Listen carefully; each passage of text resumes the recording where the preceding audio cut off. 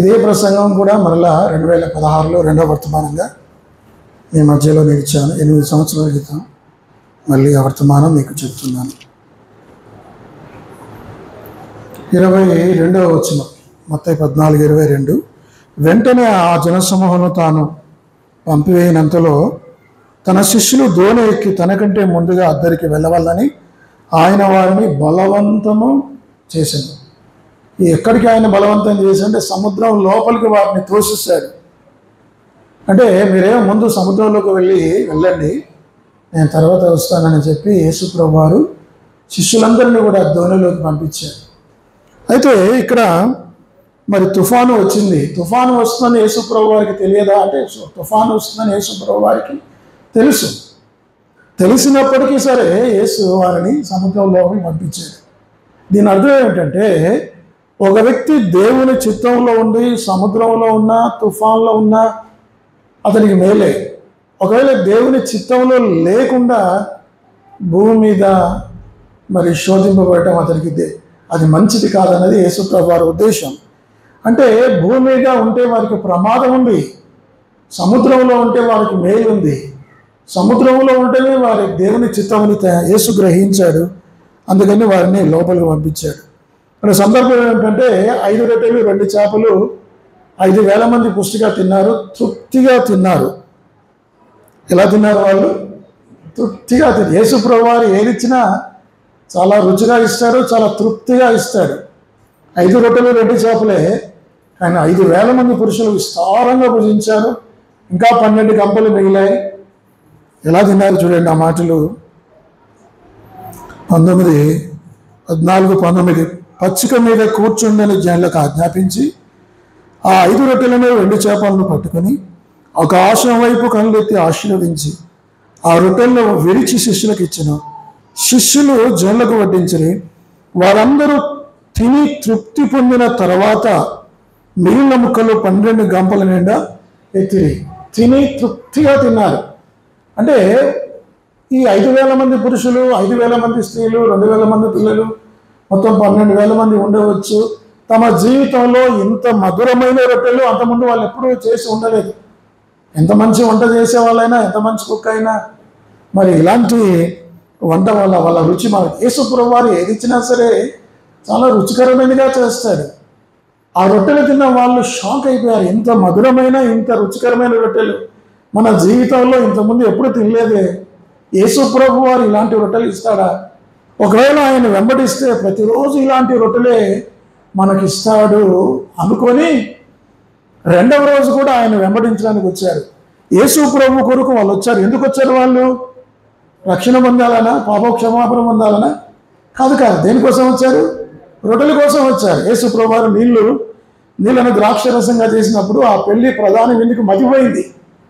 నా జీవితంలో ఎన్నో పెళ్ళిళ్ళకు హాజరయ్యాను, ఎన్నో ద్రాక్షరసాలు చూశాను, కానీ ఎంత మధురమైన ద్రాక్షరసం. ఎందుకు యేసుప్రభు వారు ఇచ్చింది అంత మధురంగా ఉంటుందంటే ఆయన మధురమైన వాడు కదా, ఆయన ఉత్తమమైన వాడు. యెహోవా ఉత్తముడని రుచి చూచి తెలుసుకొనడి.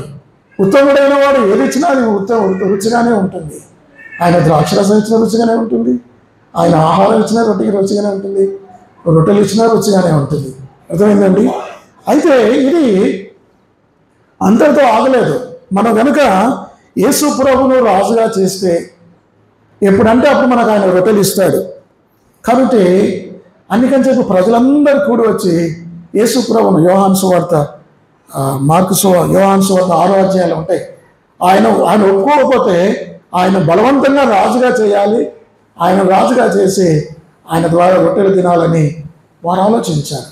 అది దేవుని చిత్తం కాదు. అప్పుడు ఒకవేళ మరి అప్పుడు వాళ్ళందరూ కనుక వస్తే ఏం జరిగేదంటే వాళ్ళు కూడా రొట్టెలు తినేవాళ్ళు. ఆ రొట్టెలు దేనికోసం? యోహాను సువార్త 6వ అధ్యాయం దొరికిందయ్యా ఆ మాట. యోహాను సువార్త 6వ అధ్యాయం దొరికిందా? యోహాను 6. ఏ రొట్టెలు తింటున్నారు వీళ్ళు? యోహాను సువార్త 6వ అధ్యాయము దొరికిందమ్మా. 27వ వచనం.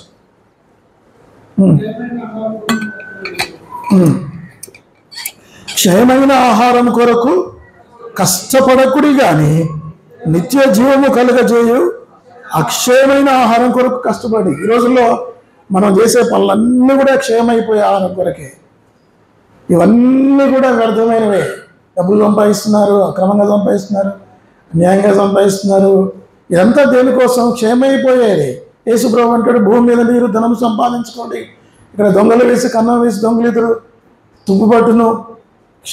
అక్షయమైన ఆహారం, పరలోకపు ఆహారం. కాబట్టి వీళ్ళు తుచ్చమైన ఆ రొట్టెల కోసం మనం దేనికోసం? తిండి కోసం బ్రతకాలా? బ్రతకడం కోసం తినాలా? కొంతమంది తిండి కోసం బ్రతుకుతారు. తిండి తిండి తిండి ఈ టైపు వీళ్ళు. కాబట్టి యేసుప్రభు బైబిల్లో ఉంది, మనుషుడు రొట్టె వలన మాత్రము కాదు కానీ దేవుని నోటి నుంచి వచ్చు ప్రతి మాట వలన జీవించును బ్రతుకును. దేవుని వాక్యం చేత బ్రతకాల్సి పోయి మరి రొట్టెల కోసం ఆశపడి అన్నీ విడిచిపెట్టి యేసుప్రభుని రొట్టెల కోసం నమ్ముకుంటారా? యేసుప్రభుని మీరు ఎందుకు నమ్ముకోవాలి? రొట్టెల కోసం, భోజనం కోసం, తర్వాత ఉద్యోగాల కోసం, లేకపోతే రోగాలు బాగుకోవడం కోసం, భూ సంబంధమైన దేవుని కోసం నమ్ముకుంటున్నారా? అందుకోసం నమ్ముకుంటే మీకేమి రాదు. అవి వస్తాయి కానీ మనం చనిపోయిన తర్వాత ఇక్కడ విడిచిపెట్టబడతాం. దానికోసం కాదు కానీ ఆత్మరక్షణ కోసం, ఇప్పుడు యుగయుగాలు ప్రభువుతో ఉండేదానికోసం మనం ప్రభువుని నమ్ముకోవాలి. ఇవన్నీ ఎలాగ ఇస్తాడు యేసుప్రభు వారు. యేసుప్రభు వారు ఎలాగైనా ఆయన ఇస్తాడు. అయితే మన గురి, మన లక్ష్యం ఏంటంటే యేసుప్రభు వారు ఇచ్చే ఆ అక్షయమైన ఆహారం, అక్షయమైన నిర్మలమైన వాడబారని స్వాస్థ్యం కొరకై మనం ఎదురు చూడాలి. ఇప్పుడు ఈ సంగతి ఈ శిష్యులకు ఒకవేళ ప్రభు అనుకున్నాడు, ఈ శిష్యులకు ఏం తెలుస్తుంది? మనుషులు వస్తున్నారు. ఎవరు? యూదులు వస్తున్నారు. యేసు ప్రభువును రాజుగా చేయాలి. యోహాను సువార్త 6వ అధ్యాయంలోకి వచ్చాం కదా. యోహాను 6:15 రాజుగా చేయుటకు వారు వచ్చి తను బలవంతంగా పట్టుకునబోచున్నారని యేసు ఎరిగి మరలా కొండకు ఒంటరిగా వెళ్ళాను. కాబట్టి యేసుక్రీస్తు ప్రభు వారు హడావుడి చేశాడు. వీళ్ళు వస్తున్నారు, నన్ను రాజుగా చేస్తారు.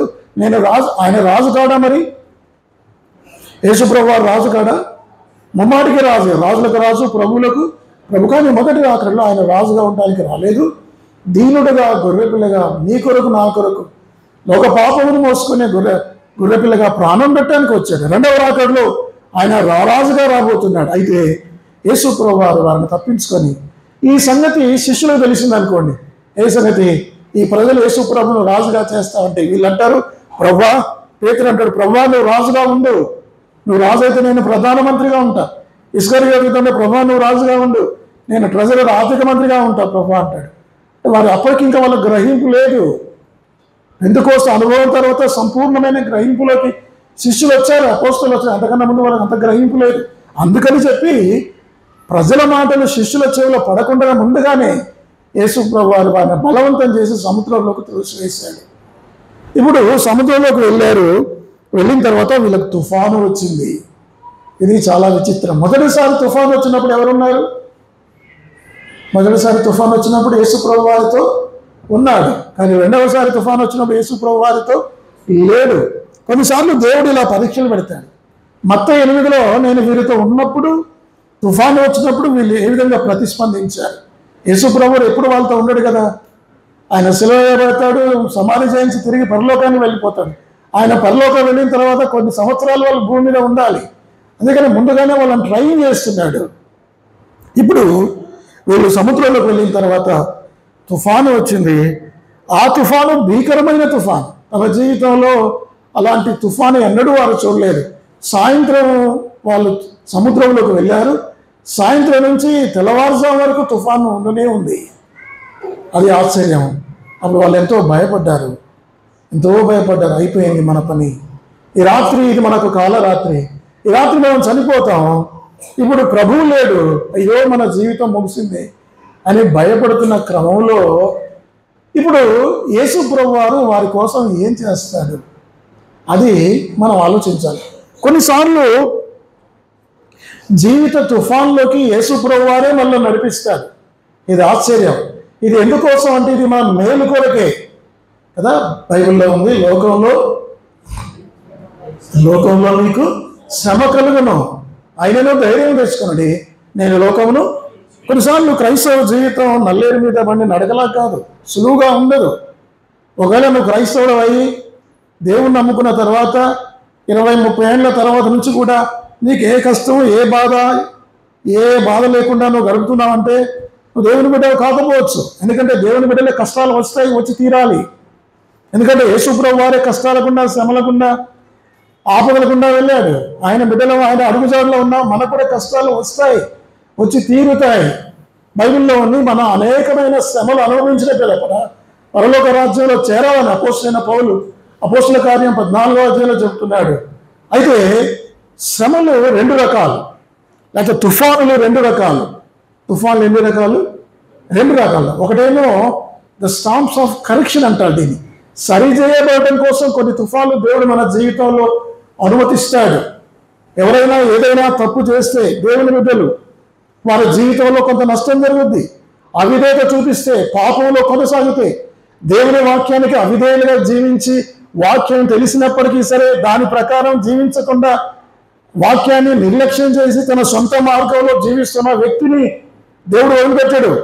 అతన్ని శిక్షించి సరిచేసి తన మార్గంలో తెచ్చుకుంటాడు. మీకు అర్థమవుతుందండి? ఉదాహరణకి మీరు దేవుని పిల్లలు అనుకోండి, మీరు రక్షించబడ్డారు. రక్షించబడిన తర్వాత మీకు దేవుని వాక్యం తెలుసు. దేవుని వాక్యానికి చదవకుండా దానికి భిన్నంగా మీరు జీవిస్తే, పాపంలో కొనసాగితే, దేవుని బిడ్డలయ్యండి, విశ్వాసులయ్యండి, పరిశుద్ధులయ్యండి, పాపంలో కొనసాగితే దేవుడు ఊరుకుంటాడా? ఊరుకోడు. వారిని ఏం చేస్తారంటే సరిచేసి తుఫాను తెచ్చి, అనారోగ్యం తెచ్చి, ఆపద తెచ్చి, ప్రమాదం ఏదో రకంగా దేవుడు వారిని శిక్షిస్తాడు. ఉదాహరణకి దీన్ని అర్థం చేసుకోవాలంటే యోనాను దేవుడు ఎక్కడికి వెళ్ళా ఉన్నాడు? నినవేకి వెళ్ళమన్నాడు. నినవేకి వెళ్ళి నువ్వు తుఫాను, నువ్వు సువార్త ప్రకటించాయా, అక్కడ నా ప్రజలు నశిస్తున్నారు, అది చాలా పెద్ద పట్టణం, 120,000 మంది వారు ఉన్నారు, వారు నశిస్తున్నారు, నువ్వు వెళ్ళి సువార్త ప్రకటించామంటే ఈయన ఏం చేశాడు? నినవేకి వెళ్ళకుండా తర్షీషుకు వెళ్ళాడు. దేవునికి అవిధేయత చూపించాడు. దేవునికి అవిధేయత చూపిస్తే దేవుడు ఊరుకుంటాడా? ఊరుకోడు. ఎవరైనా సరే, ఎంతటి వారులైనా సరే, వారు ప్రవక్తలు కానీ, పరిశుద్ధులు కానీ, వారు ఎంత గొప్ప వారులు కానీ పాపం చేసినప్పుడు దేవుడు వారిని శిక్షిస్తాడు. నినవే ఆ యొక్క యోనా గురించి దేవుడు తలంచాడు. యోనా, నేను చెప్పింది ఏంటి, నువ్వు చేసింది ఏంటి, నువ్వు నాకు అవిధేయత చూపిస్తావా అని చెప్పి ఆ దేవుడైన యెహోవాని ఆ సముద్రంలో గొప్ప తుఫాను పుట్టిస్తాడు. పుట్టించిన తర్వాత ఇప్పుడు యోనాకు అర్థమైంది, అరే ఈ తుఫాను ఎవరి కోసం వచ్చింది, ఎందుకోసం వచ్చింది? నా కోసం వచ్చిందయ్యా, నన్ను తీసుకెళ్ళి సముద్రంలో పడేయండి. ఎప్పుడైతే ఆయన సముద్రంలో పడేశారో అప్పుడు సముద్రం మిక్కిలి నిమ్మలమైంది. దేవుడు యోనాను శిక్షించి సరి చేస్తాడు. చూడండి, ఆ తర్వాత మత్స్యం వచ్చింది, తిమింగలం వచ్చింది, ఆయన మింగింది. 3 దినాలు అతను తిమింగలంలో ఉన్నాడు, ప్రార్థన చేశాడు, దేవుడు వేడుకున్నాడు, పశ్చాత్తాపడ్డాడు, తిరిగి సముద్రం పుట్టిన ఆ మత్స్యం ఆయనకి అక్కివేసింది. అంటే దేవునికి విధేయత చూపితే సరే, దేవునికి విధేయత చూపకపోతే కూడా దేవుడు ఈ పద్ధతిలో తిరిగి తన పని చేయించుకుంటాడు. పాపం చేసే ఏ బిడ్డను కూడా దేవుడు విడిచిపెట్టడు, సరి చేస్తాడు. తుఫాను పంపిస్తాడు నీ జీవితంలో. నేను భయపడట్లేదు. బైబిల్లో అనేక మందికి ఇది జరిగింది, మనకు జరుగుద్ది. ఎందుకు మనకు యాక్సిడెంట్లు, ఎందుకు మనకు మరణాలు, ఎందుకు మరి ప్రమాదాలు, ఎందుకు అనారోగ్యాలు, ఎందుకు అపాయాలు, ఎందుకు ఇబ్బందులు, వీటి గుండా మనం ఎందుకు వెళ్ళాలి అంటే మనం పరీక్షించుకోవాలి. నా జీవితంలో దేవుడు వీటిని అనుమతిస్తున్నాడు, నేనేమైనా సరి చేసుకోవాలన్నా ప్రభా నాకు తెలియజేయి, నాకు అర్థం కావట్లేదు, నాకు తెలియట్లేదు ప్రభా, నా పాపాన్ని నాకు చూపించు, నా జీవితంలో ఇంత కష్టం వచ్చింది ప్రభా, నేను పాపం చేస్తున్నాను. దేవుడు చూపిస్తాడు. చూపించినప్పుడు ఏం చేయాలి? మనం ఒప్పుకోవాలి. యోనా ఒప్పుకున్నాడు కదా, యోనా ఒప్పుకున్నాడు, సరి చేయబడ్డాడు. కానీ యోనా వల్లే ఇక్కడ వీళ్ళు అవిధేయత చూపించలేదు. చూపించారా? మీరు చెప్పండి. యోనాను దేవుడు బొమ్మంటే పోలేదు, కానీ వీళ్ళు ఏం చేశారు? మీరు సముద్రంలోకి వెళ్ళండి అనగానే వాళ్ళు మారు మాట్లాడకుండా యేసు ప్రభువు వారి మాటకు లోబడి విధేయత చూపించి సముద్రంలోకి వెళ్ళారు. వెళ్ళినప్పటికీ సరే వాళ్ళకి తుఫాన్ వచ్చింది. దీన్ని ఏమంటారంటే స్టార్మ్స్ ఆఫ్ పర్ఫెక్షన్. కొన్నిసార్లు మన జీవితంలో విశ్వాస జీవితాన్ని పరిపూర్ణం చేయడం కోసం కూడా దేవుడు మరి కష్టాలు, కన్నీళ్ళు, శ్రమలు మన జీవితంలో అనుమతిస్తాడు. మీరు అనుకుంటారు, ప్రభా ఏందయ్యా నాకు ఈ కష్టం, నేనేమి తప్పు చేశాను, వాక్యం చదువుతున్నాను, ప్రార్థన చేస్తున్నాను, బలలో చేస్తున్నాను, పరిశుద్ధంగా జీవిస్తున్నాను, అన్ని విధాలా నా మనస్సాక్షి నిర్దోషంగా నేను కాపాడుకుంటున్నాను, కానీ నాకెందుకు నా జీవితంలో ఈ కష్టం వచ్చింది? అప్పుడు దేవుడు అంటాడు, బిడ్డ, నువ్వు పాపం చేసినందుకు కాదు, కానీ నేను విశ్వాసంలో ఒక మెట్టుకు తీసుకు నీ సాధారణమైన విశ్వాసము నీ అమూల్యమైన విశ్వాసంగా మార్చడం కోసం పేతురు రాసిన మొదటి పత్రిక 1వ అధ్యాయం 7వ వచనం, 1 పేతురు 1:7. ఇందువలన మీరు మిక్కిలి ఆనందిస్తున్నారు, కానీ అవసరం బట్టి నానా విధములైన శోధనల చేత ప్రస్తుతంలో కొంచెము కాలం మీకు దుఃఖము కలుగుతున్నది.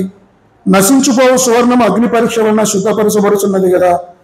దానికంటే అమూల్యమైన విశ్వాసం ఈ శోధనల చేత పరీక్షను నిలిచినదై యేసుక్రీస్తు ప్రత్యక్షమైనప్పుడు మీకు మెప్పును మహిమను ఘనతయు కలుగుటకు కారణము కలుగును. ఈ శ్రమలు, ఈ దుఃఖము, ఈ పరీక్షలు ఏంటడివి? ఇవి అవసరము. మనకేమో అనవసరం, మరి దేవుడేమో మనకు అవసరం అని చెప్తున్నాడు. కొంచెము కాలము మీకు దుఃఖము కలుగుతున్నది. కొన్నిసార్లు దేవుడు మన విశ్వాసానికి పరీక్ష పెడతాడు.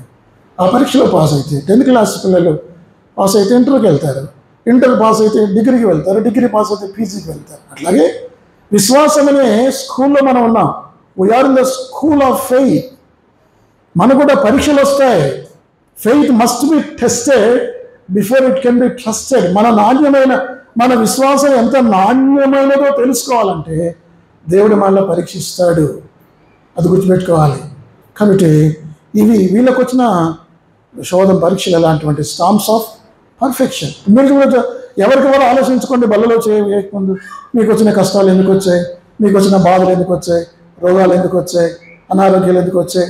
మీ అవిధేయత వలన, విధేయత వలన. అవిధేయత ఉంటే సరి చేసుకోండి. ప్రభువా నన్ను క్షమించు, నీ రక్తంలో కడుగు, బల్లలో చేయవేయండి. ఒకవేళ మీరు విధేయత చూపుతుంటే కూడా దేవుని నమ్మకంగా జీవిస్తుంటే శోధనలు వస్తాయా? అప్పుడు మీరు గ్రహించాలి, అబ్రాహాము కష్టాలు ఎందుకు వచ్చాయి? పాపం చేశాడా? లేదు. విశ్వాసులకు తండ్రిగా ఆయన దేవుడు చేయాలనుకున్నాడు. ఆయన జీవితంలో గొప్ప గొప్ప విశ్వాస పరీక్షలు పెట్టాడు. అనేకమైన పరీక్షల్లో ఆయన గెలిచాడు. అర్థమైందండి? మరి హీ బ్రాట్ మీ హియర్. ఈ తుఫాన్లో దేవుడే నన్ను ఇక్కడ తీసుకుని వచ్చాడు. ఈ కష్ట పరిస్థితుల్లో దేవుడే నాకు అనుమతించాడు. ఇట్లా మనం తలంచుకోవాలి. జీవిత కష్టాలు, తుఫాన్లు వచ్చినప్పుడు కృంగిపోవద్దు, అనారోగ్యం వచ్చినప్పుడు కృంగిపోవద్దు, నిరాశపడవద్దు. కానీ 2 పనులు మీరు చేయాలి. ఒకటి, పరీక్షించుకొని సరి చేసుకోవాలి. తప్పు చేస్తే, తప్పు చేయకపోతే మాత్రం దేవా నన్ను విశ్వాసంలో నన్ను ఒక పై మెట్టుకు పెడుతున్నావు, ఈ యొక్క శోధన సహించే కృప నాకి అని ప్రార్థన చేస్తే నా కృప నీకు చాలును అంటాడు. అది 2వ సంగతి. He brought me here. ఈ తుఫాన్లు దేవుడే నాకు తెచ్చాడు అని అనుమతి. అది మొదటి సంగతి. ఇక 2వది ఏంటంటే, ఇప్పుడు జీవిత తుఫానులో మనం ఉంటే దేవుడు మళ్ళీ విడిచిపెడతాడా? ఆయన పిల్లలు, ఆయన విశ్వాసులు కదా, విడిచిపెడతాడా? ఇప్పుడు సముద్రంలో ఈ దోణిలో వీళ్ళు ఉన్నారు, తుఫాన్లో ఉన్నారు, భీకరమైన తుఫాన్లో ఉన్నారు. మరి వారి కోసం యేసుప్రభువు వారు ఏం చేస్తున్నాడు? 2వది, ఆయన కొండ మీద హీఈస్ ప్రేయింగ్ ఫర్ మీ. ఆయన వారికో he was praying for them. వారి కోసం ఆయన ప్రార్థన చేస్తున్నాడు. ఇప్పుడు చూడండి, జీవితంలో కష్టాల్లో, శ్రమలో, దుఃఖంలో ఉన్నప్పుడు దేవుడు మనల్ని విడిచిపెట్టాడు. కొన్నిసార్లు అనుకుంటాం, అయ్యో దేవుడు నన్ను విడిచిపెట్టాడా, దేవుడు నన్ను విడిచిపెట్ట. దావీదు అనుకున్నాడు, పౌలు అనుకున్నాడు, ఏమిటి నాకు ఈ జీవితంలో కష్టాలు? 2 కొరింథీ 1:8. 2 కొరింథీ 1:8. సహోదరులారా, ఆసియాలో మాకు తటస్థించిన శ్రమను గూర్చి మీకు తెలియకుండా మాకు ఇష్టం లేదు. అదేదనగా మేము బ్రతుకుతామని నమ్మకం లేక ఉన్నట్లుగా మా శక్తికి మించిన అత్యధిక భారం వలన కృంగిపోతుంది. చూసారా, కృంగిపోయారు. అయిపోయింది మా పని అనుకున్నారు. కానీ దేవుడు అలాంటి వారిని కూడా తిరిగి లేపాడు. అయితే దేవుడు ఏం చేస్తాడు? మీరు అడగవచ్చు, నాకు ఇన్ని బాధలు ఉన్నాయి, ఇన్ని కష్టాలు ఉన్నాయి, ఇప్పుడు దేవుడు ఏం చేస్తున్నాడు? దేవుడు ఏం చేస్తాడు తెలుసా మీకు? ఏం చేస్తాడంటే, దేవుడు నీకోసం ప్రార్థన చేస్తాడు కదా. కొండ మీద ఆయన ప్రార్థన చేస్తున్నాడు. ఏమని ప్రార్థన చేస్తున్నాడు? ప్రభువా, నీవు నాకు ఇచ్చిన 12 మంది విశ్వాసులు ఇప్పుడు ఆపదలో ఉన్నారు, కష్టాల్లో ఉన్నారు, శ్రమల్లో ఉన్నారు, తుఫాన్లో ఉన్నారు. వారు విశ్వాసం తప్పిపోకుండా వారి కోసం ప్రార్థన చేస్తున్నారు. వారు సముద్రంలో మునిగిపోకుండా వారికి సహాయం చేయి. ఈ కష్ట పరిస్థితిలో వారి విశ్వాసం కోల్పోకుండా వారిని ధైర్యపరచు.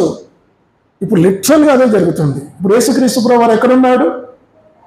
యేసుక్రీస్తు ప్రభువారు ఎక్కడున్నాడు ఇప్పుడు? పరలోకంలో ఉన్నాడు, తండ్రి కుడిపార్శ్వం ఉన్నాడు. ఎన్నోసార్లు చెప్పాను కదా మీకు, ఎంతో టీచింగ్, 8 సంవత్సరాలు ఎంత అద్భుతమైన టీచింగ్ మీకు ఇచ్చాను. ఆయన ఇప్పుడు తండ్రి కుడిపార్శ్వం కూర్చొని ఏం చేస్తున్నాడు? మన కొరకు విజ్ఞాపనం చేస్తున్నాడు. అదే హెబ్రీ 7:25లో కదా, మన కొరకు విజ్ఞాపనం. రోమా 8:34లో ఉంది, మన కొరకు విజ్ఞాపనం కూడా చేయవాడు ఆయనే. హెబ్రీ 7:25 చదవండి. హెబ్రీ 7:25. హెబ్రీ 7:25 ఎవరైనా పర్వాలేదు. ఈయన తన ద్వారా దేవుని యొద్దకు వచ్చు వారి పక్షమున విజ్ఞాపనము చేయుటకు నిరంతరము జీవించు. చూసారా, ఈయన తన ద్వారా దేవుని యొద్దకు వచ్చు వారి పక్షమున. ఆయన తన ద్వారా దేవుని యొద్దకు వచ్చంటే విశ్వాసుల అవిశ్వాసుల, విశ్వాసుల పక్షంగా ఆయన నిరంతరం విజ్ఞాపనం చేస్తున్నాడు. ఆయన విజ్ఞాపనం చేస్తున్నాడు కాబట్టి నీవు నేను విశ్వాసంగా కొనసాగుతున్నాం. ఒకవేళ యేసు ప్రభువే మన కోసం ప్రార్థన చేయలేదు అనుకోండి, పొద్దున ప్రార్థన చేస్తాం, మనం బైబిల్ చదువుతాం, ప్రార్థన చేస్తాం, కొద్దిసేపు కానీ చెడ్డ తలంపు వస్తుంది, ఇంకొద్దిసేపు కానీ ఇంకొక చెడ్డ పనులు చేయాలనిపిస్తుంది కదా. మనం ఎప్పుడో పడిపోతాం, విశ్వాస జీవితం నిలకడగా ఉండలేవు. యేసు ప్రభు వారి ప్రార్థన వల్ల కాపాడుతుంది. అర్థమైందండి? కాబట్టి నువ్వు తుఫాన్లో ఉన్నప్పుడు ఆలోచించాల్సింది ఏంటంటే 5 విషయాలు గుర్తుపెట్టుకోవాలి. ఒకటి, ఈ తుఫాన్లు దేవుడు నాకు అనుమతించాడు కాబట్టి దేవుడే వీటిని తీసేస్తాడు, అది మొదటిది. రెండవది, జీవిత తుఫాన్లో, శ్రమంలో, ఈ లోకమనే సముద్రంలో జీవిత తుఫాన్లో నేను చిక్కున్నప్పుడు నా ప్రభు నా కోసం ప్రార్థన చేస్తాడు. ఆయన ప్రార్థన చేస్తున్నాడు, ఇప్పుడు కూడా ఆయన ప్రార్థన చేస్తున్నాడు. అర్థమైందండి? ఇక్కడ ప్రతి ఒక్కరి కోసం ఆయన ప్రార్థన చేస్తాడు. మీరు విశ్వాసులైతే ప్రభా వీరి విశ్వాసం తప్పుకోకుండా వీరికి సహాయం చేయమని ఆయన ప్రార్థన చేస్తాడు. అది రెండవది. ఇక మూడవది ఆయన ఏం చేస్తాడంటే he will come to me. చూడండి మాటలు, he will come to me, ఆయన మనలోకి వస్తాడు. అదే మత్తయి సువార్త 14:25-26 మాటలు లేదు.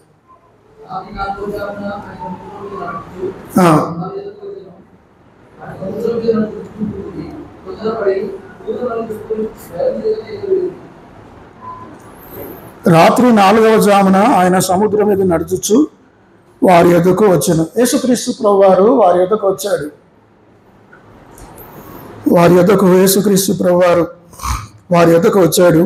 ఆయన సముద్రం మీద నడుచుట రాత్రి 4వ జామున ఆయన సముద్రం మీద యేసుక్రీస్తు ప్రభువారు నీళ్ళ మీద నడుచుకుంటూ వచ్చాడు. మానవ చరిత్రలో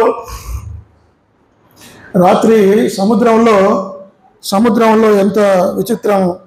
మరి మానవ చరిత్రలో ఏ ఒక్క వ్యక్తి కూడా కనిపించలేదు. 23వ వచనం, ఆయన జనసమూహములను పంపివేసి ప్రార్థన చేయుటకు ఏకాంతముగా కొండ ఎక్కి పోయి సాయంకాలం అయినప్పుడు ఒంటరిగా ఉండెను.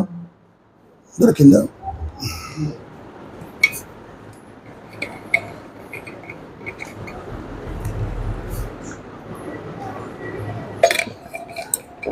యేసు ప్రభువారు వాళ్ళ వద్దకు వచ్చాడు.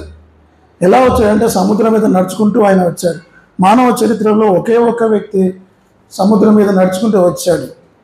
చూడండి, సముద్రం మీద ఒక మనిషి నడిచే అవకాశం లేదు. సైన్స్ దానికి ఒప్పుకోదు.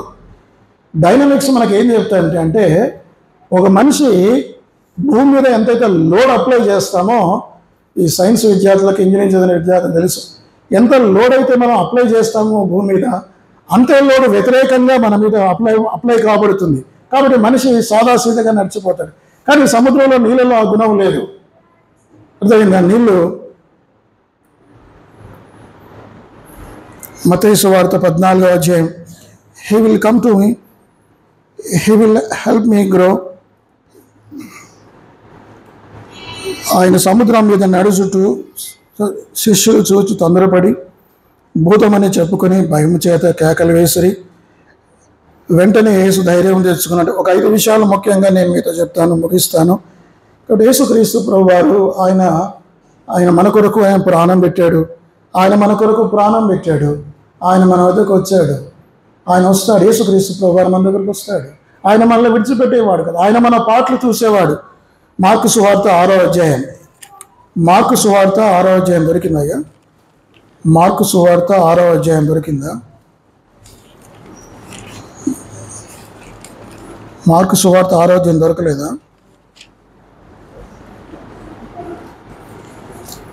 మార్కు సువార్త 6వ అధ్యాయం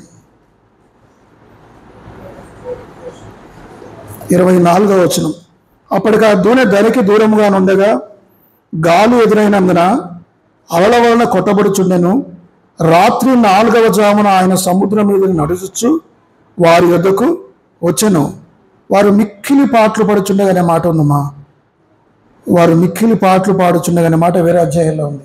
అంటే యేసుక్రీస్తు ప్రభు వారు వారి బాధ చూడలేక, ఇక నా శిష్యులు వాళ్ళ వల్ల కాదు, వాళ్ళు ఓర్చుకోలేరు అని చెప్పి యేసు ప్రభు వారే దిగి నడుచుకుంటూ సముద్రం మీద ఆయన వచ్చాడు.